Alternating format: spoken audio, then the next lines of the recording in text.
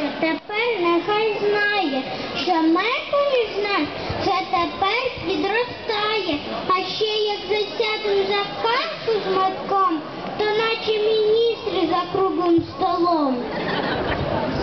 Щоб вчительці наші міністри навчати їх силу і мудрість, щоб вчительці наші міністри навчати їх силу і мудрість, богиню слід мати.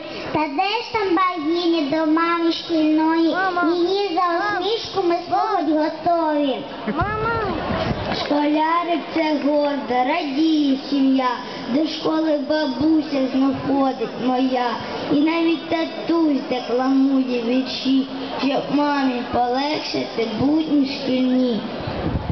Сміливо ми двері шкільні відчиняй, в мандрівку країною знань вирушай. Ми вчителів не засмутим ніколи, будемо гордістю рідної школи.